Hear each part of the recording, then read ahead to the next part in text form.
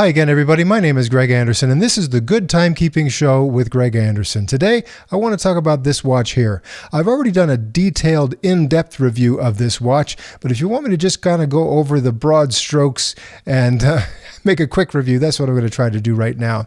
So this is the GW6900. The 6900 series of watches, G-Shock watches, are iconic. That look there with the 3 dials there, and this is kind of one of the most advanced versions of this, because it has a couple features I really like. Multiband 6, that means there's a radio receiver built into this watch, and it will automatically receive atomic time information from any of 6 transmitters in different parts of the world. So if you are within range, this watch will set itself and keep itself synchronized to the exact correct time, right down to the second. Then there's tough solar, and that means there's a solar cell built into the face of the watch that will automatically charge up the power supply of this watch and keep it running. I don't know, I've got one that's been going over 15 years without ever having to change a battery, so we'll see how long this one lasts. Up in these dials here, you have indications of the state of the battery. This middle dial shows you some things about the alarm settings, and this one here has a little animated like a pie that corresponds with the seconds display down here, and when you're in the stopwatch mode, it corresponds with the tenths of a second display. So from here, you've got, hours, minutes, seconds, the local time and date. But if I push this button up here, I can also see a second time zone at the same time. So there's my local time and there's my world time. Or I go back just like that. Now, if I push the mode button to get into the next mode, this is where I can select the other time zone that I want to show in my world time. Or I can just leave it like this all the time and see that other time. Next mode is my alarm mode. I've got an hourly signal that I can turn on or off from this mode. Also, I have 5 daily alarms. I haven't even set these yet, but 4 of them are regular alarms. They'll beep for 10 seconds each. And then here's the snooze alarm. That'll go for 10 seconds, and then 5 minutes later, it'll go another 10 seconds, and keep doing that up to 30 minutes after the initial time that it was set to go. Pretty easy and pretty intuitive to set these any of these alarms to whatever time you want. The next mode here is a stopwatch mode. It's a 24-hour stopwatch. Start and stop it right there. You've got hours, minutes, seconds, and hundredths of a second. You've got your split or lap time right there, and you can stop and reset. Very similar to the stopwatch you'd see on a lot of other watches. The next mode is a countdown timer, and you can set this to whatever you want, hours or minutes, everywhere from 1 minute up to the full 24 hours. And those are all the modes, and that's all that it does. Let me just quickly show you here the adjustment screens there where you will set the time zone, your home time zone. Here you can have daylight saving time automatically change, or it can always be on or always be off. Over here you've got the 12-hour or 24-hour display.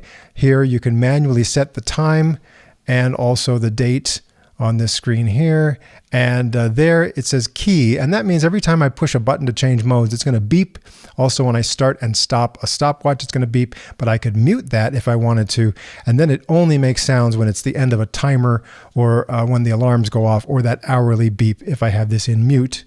Then the backlight can either stay on for 1.5 seconds or 3 seconds, and that's where I make that setting, and power save, so that when the watch is not being used overnight, it will make the display go blank to save power if you have power save enabled, or you can turn that off if you'd like to.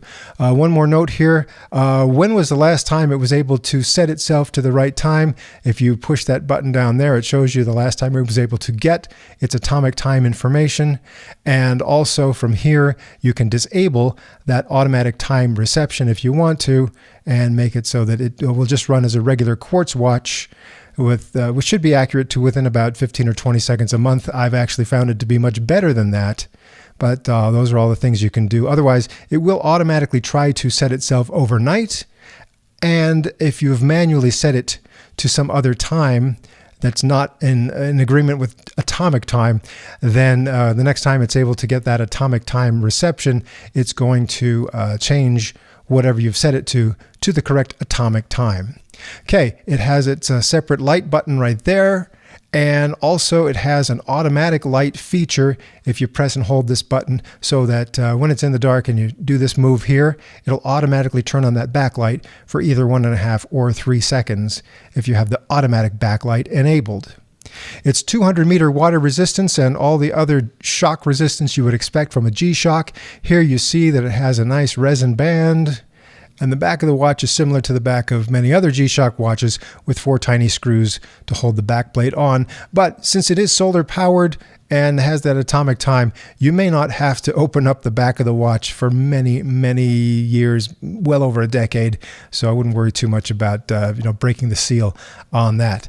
I have another one here where I've replaced the original watch band with a bracelet that's made to mimic Casio's combi bracelet, and that works pretty well. So there are just a few things like that you can get to customize your watch. Even I got a kit from AliExpress and I customized one with the metal bezel and bracelet. So great versatile watch. Of course, there are versions of this that are not solar powered and don't have the Multiband 6 atomic timekeeping.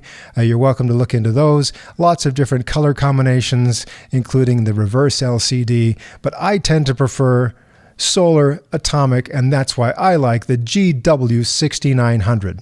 Now I'll put a link in the notes for this video if you want to watch my in-depth video where I go into much more detail about how to set and use this watch. But in the meantime, I hope you will join me soon for other episodes of The Good Timekeeping Show.